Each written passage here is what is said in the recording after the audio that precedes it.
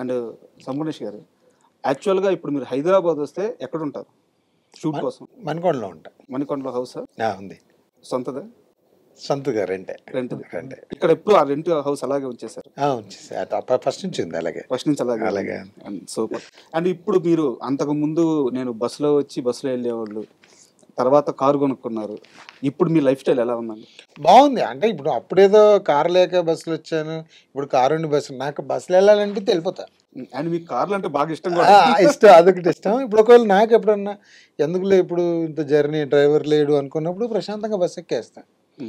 నా ఒక్కడిని కారు వేసుకొని ఏ రావాలనుకున్న టైం ఇప్పుడు కూడా వెళ్తుంటా. అది పెద్ద నాకంటే పెద్ద ఇబ్బంది ఏమి అనిపించదు. ఎవరైనా కలుస్తారు, మాట్లాడతారు, హ్యాపీగా జర్నీ. ఇవాళ బస్ జర్నీ కూడా చాలా సేఫ్గా జరుగుతున్నాయి. మళ్ళీ మా సైడ్ మంచి మంచి బస్సులు ఉంటాయి, లగ్జరీలు. అవి పెద్ద ఇబ్బంది ఉంటుంది. మీ గోల్డ్ షాప్ రన్నింగ్ లో ఉందా, ఆపేసారు సార్? బ్రదర్ చూసుకుంటాను. మీది కూడా రెండు ఇప్పుడు మెర్జ్ చేసేసారు? చేసుకుంటాను. వర్క్ షాప్ ఓకే ఉంది, ఇంకా షాప్ ఉంది. అండ్ మీరు సార్ చెప్పండి సార్. ఇప్పుడు ఈ సినిమా డైరెక్టర్ గురించి ఏం చెప్తారు? మోహన్ చాలా క్లారిటీ ఉన్న డైరెక్టర్, చాలా లైక్ పర్టికులర్గా షూటింగ్ డేస్ గురించి కానీ ప్రొడ్యూసర్ మీద కూడా అవగాహన ఉన్న డైరెక్టర్. స్క్రిప్ట్ కూడా చాలా క్లారిటీగా చేస్తాడు, లైక్ చాలా ఫ్యూచర్లో మంచి డైరెక్టర్ అవుతాడు. అండ్ అతనితో మీకు అసోసియేషన్ ఎలా కుదిరింది? యాక్చువల్లీ వాళ్ళ బ్రదర్ మధునందన్ అనే యాక్టర్ ఉన్నాడు, ఐడియా ఉన్నారా? మధునందన్ గారు వాళ్ళ ఓన్ బ్రదర్ ఇతను మోహన్. ఓకే. మధునందన్తో నేను బేవర్స్ ఫిలిం చేశాను, ఆయన నా లెక్చరర్ క్యారెక్టర్ చేశాడు. లైక్ స్క్రిప్ట్స్ గురించి, మంచి స్క్రిప్ట్స్ గురించి తిరుగుతుంటే లైక్ అతను ఒక పర్సన్, ఒక డైరెక్టర్ని పంపిస్తా అని చెప్పారు. సరే విందామని పంపిమన్నా. అంటే అప్పటి వరకు అతను ఆ బ్రదర్ అని రివీల్ చేయలేదు. వన్ స్క్రిప్ట్ నచ్చిన తర్వాత, అన్న స్క్రిప్ట్ బాగుంది, మంచి డైరెక్టర్ని పంపించిన అన్న తర్వాత అతను నా తమ్ముడు అని చెప్పాడు అప్పుడు. ఓకే. సో అట్లా అక్కడ నుంచి ట్రావెల్ స్టార్ట్ అయింది మోహన్ తోటి. అండ్ మీరు సంపూర్ణేష్ గారు, గతంలో మా టిఎన్ఆర్ గారితో మీరు ఒక ఇంటర్వ్యూ చేసినప్పుడు ఒక మాట అన్నారు, మనిషి బతకాలంటే ఎంతో ఖర్చు కాదు, అవతల మనిషిలాగా బతకాలంటేనే ఎక్కువ ఖర్చు అయ్యేది, అదే ఎక్కువ సమస్యలు. మీరు చాలా సంవత్సరాల క్రితం అన్న మాట ఇప్పటికీ మా నెట్వర్క్ లో వైరల్ అవుతానే ఉంది. నేను నాకు కూడా చాలా మంది పంపిస్తుంటారు. అంటే అప్పుడు మనకు నిజంగా అంటే వాస్తవమే కదా. ఇప్పుడు ఈ క్వశ్చన్ ఎందుకు అడిగానంటే, ఇప్పుడున్న లైఫ్ స్టైల్లో ప్రధానమైన సమస్య ఇదే. ఎవరికి వచ్చే డబ్బుల్లో వాళ్ళు ప్రశాంతంగా బతకట్లేదు. అవతలోడు కారు కొన్నాడు, నేను కారు కొనాలి. అవతలోడు ఇల్లు కొన్నాడు, నేను ఇల్లు కొనాలి. అవతల బంగారం కొనేది, నేను బంగారం కొనాలి. మీరు కొన్ని సంవత్సరాల క్రితం చెప్పిన మాట ఇప్పటి జనరేషన్ కి అది వర్కౌట్ అవుతుంది, ఇప్పటికీ అలాగే ఉంది. సో ఈ జనరేషన్ కి ఏం చెప్తారు మళ్ళీ ఇంకొకసారి? అంటే ఇప్పుడు ఏం చెప్పాలని అన్నీ తెలుసండి. ఇప్పుడు చెప్తే మనకు వాళ్ళకి తెలియదని కాదు, కాకపోతే కొన్ని చిన్న నిర్లక్ష్యాల వల్ల, చిన్న కేర్లెస్ వల్ల, ఎదుటి వాళ్ళ మీద డిపెండ్ అవ్వడం వల్ల, మనల్ని మనం తక్కువ అంచనా వేసుకోవడం వల్ల, వీటి వల్ల చాలామంది ఆగిపోతారు. ఇప్పుడు నేను విషయం చెప్తాను, నేనంటే నాకు చాలా ఇష్టం. నన్ను నేను ఇష్టపడితే నేను సమాజాన్ని ఇష్టపడతాను. నా మీద నాకు కాన్ఫిడెన్స్, నేను చేయగలుగుతా. ఇప్పుడు నేను చెప్పా, నాకు బస్సు ఎక్కడానికి కూడా కాన్ఫిడెన్సే. వెళ్ళాలి నేను ఎక్కడ దానివల్ల కారు లేకపోవడం వల్ల నేను వెళ్ళలేదు అనేది నేను అనుకోను. వెళ్ళాలని నాకు ఉండాలి. ఇలా కొన్ని నేను అంటే అది కరెక్టా కాదు తెలియదు కానీ ఇవన్నీ నేను పాటిస్తుంటాను అనమాట. లైఫ్ ప్రశాంతంగా ఉంటుంది. అన్న ఎప్పుడు చాలా ప్రశాంతంగానే ఉంటుంది. నేను కలిసిన ప్రతిసారి చాలా పీస్ఫుల్గా ఉన్నాను. అంటే లైక్ నేను ఏదో ప్రశాంతతను మీట్ అయినట్టు ఉంటుంది అన్న కలిసినప్పుడల్లా. సార్ ఆయన వచ్చిన ఆ రూట్ లెవెల్ దాటుకొని వచ్చిన వ్యక్తి సార్. సో ఆయనకి నాకు తెలిసి ఇంకా ఏమున్నా ఏమి లేకపోయినా ఒకటేనే. అట్లని కాదులే, చూసేసిన వ్యక్తి అలా అని కాదులే కానీ మనిషి వ్యక్తిత్వం ఉంటుందండి. మన మనుషులను చాలా డేంజరస్ పర్సన్, సిచ్యువేషన్ వచ్చినప్పుడు మారిపోతుంటారు. కానీ అన్న మారాడు. నేను గ్రేట్ఫుల్ గా చెప్పాలి. అది అన్నతో జర్నీ స్టార్ట్ అయిన దగ్గర నుంచి కూడా అన్న ఏ సిచ్యువేషన్ అయినా దాన్ని, ఆయన వ్యక్తిత్వాన్ని మార్చుకోడు. అది ఒకటి ఉంది అన్నలో. చాలా మంది చాలా వ్యక్తిత్వాలు మారిపోయి చాలా రకాలుగా బిహేవ్ చేసేవాళ్ళు, చాలా రకాలుగా రియాక్ట్ అయ్యేవాళ్ళు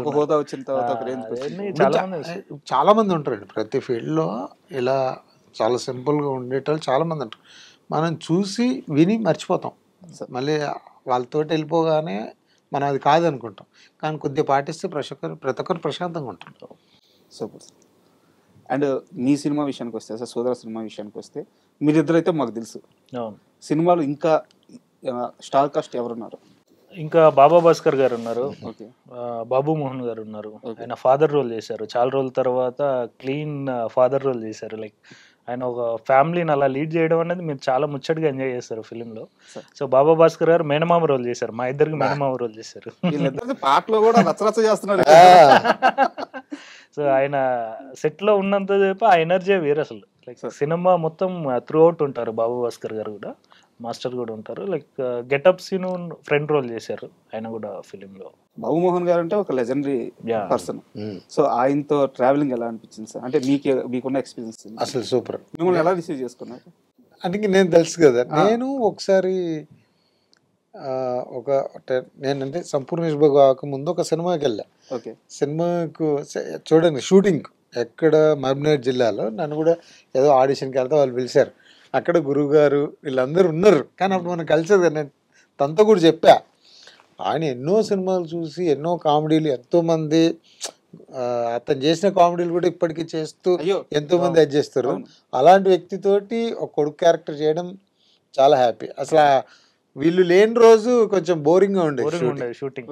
ఎప్పుడన్నా మీ ఇద్దరు ఉన్నప్పుడు ఆర్టిస్టులు మదర్ ఫాదర్ క్యారెక్టర్, వాళ్ళు లేకపోతే కొంచెం బోరింగ్. వీళ్ళు ఉంటే అమ్మాయి ఇంకా ఓకే ఉన్నారు అంటే మనకు కొంత వెయిట్ లేదు అన్నట్టు ఉంటుండే.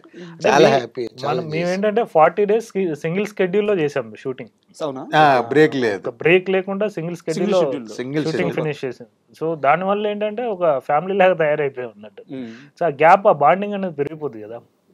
సో ఎప్పుడైతే వీళ్ళు ఫాదర్ మదర్ మేనమామ క్యారెక్టర్ లేని రోజు చాలా వెల్తీ కనిపించేది. ఎవరు ఉండేది కాదు. సినిమా షూటింగ్ ఎలా ఉంటుంది, లైక్ క్లోజ్ షాట్ ఉన్నప్పుడు క్లోజ్ షాట్ తీసుకోవాలి, చూస్తే ఎవరు ఉండరు పక్కన. అసలు మాస్టర్ తో చేయడం అయితే ఫుల్ హ్యాపీ. ఆయన అసలు మామూలు అల్లరు కాదు సార్. అసలు సూపర్ నిజంగా. ఆయన సపోర్ట్ కూడా సినిమాకు చాలా బాగా ఇదైంది. ఆయన కొరియోగ్రఫీ కూడా చేశాడు, అన్ని సాంగ్స్ ఆయన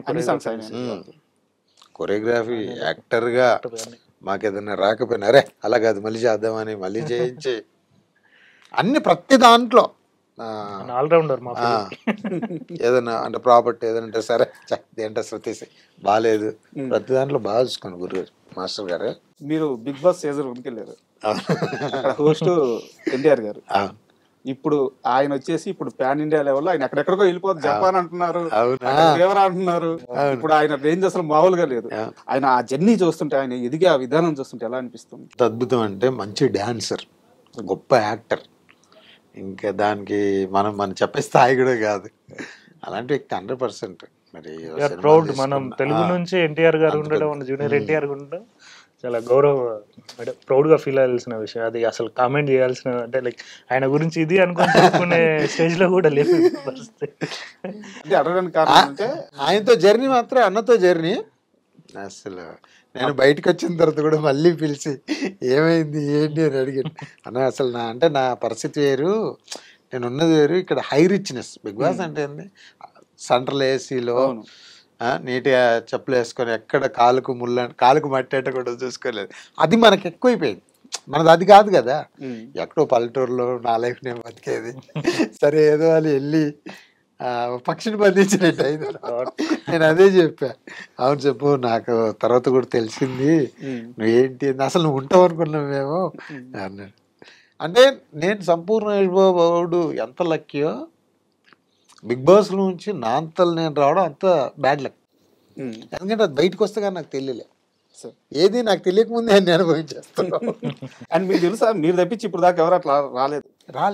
వాళ్ళు అసలు అది ఆ చరిత్రలో లేదు. ఇప్పుడు బాస్ పంపిస్తే జనాలు ఓట్లు ఏక భాష తీసేస్తే రావాలి తప్ప వాళ్ళంతా వాళ్ళు రావడానికి లేదు. వాళ్ళు నిజంగా క్షమించి నన్ను కాబట్టి వదిలేశారు. ఇప్పుడు హైదరాబాద్ అండి, అప్పుడు ఎక్కడ బాంబే, లోనావాల్. అసలు కొంచెం ఓపిక పట్టి అన్న మెంటాలిటీకి బిగ్ బాస్ లో ఉంటే విన్నర్ అయిపోయాడు. అన్నని ఫ్యాన్స్ కి, అన్న మంచి కోరుకునే వాళ్ళకి. సార్ ఇప్పుడు వస్తే వెళ్తారా బిగ్ బాస్ కి? చూద్దాం. ఇప్పుడు అంటే 7-8 సీజన్లు చూసాం కదా, ఓకే కొంచెం తెలుసు. మళ్ళీ ఇప్పుడు హైదరాబాద్ లో అక్కడ ఏంటి సార్ అంత 6 months రోజు వర్షం పడ్డట్టే ఉంటుంది. ఓకే, ఎండ కనిపించేది కాదు. అమ్మాయి ఎంతసేపు ఎంట్రా బాబు ఈ 4 మనం ఎట్లా ప్యాంట్ వేసుకుంటే బయటకు వెళ్ళిపోయినట్టు ఉంటుంది మనకి.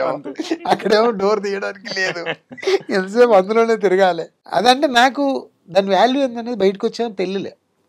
సరే ఏదో పోయినాం అదైంది, కానీ బయటికి వచ్చిన తర్వాత చాలా అసలు జనాలు ఎలా అంటే ఏమైంది డబ్బులు ఎప్పుడు ఇస్తావు అని అడుగుతూ అప్పడిగినట్టుగా ఎందుకు వచ్చేదారండి బయటికి అంటే భయం వేసేది.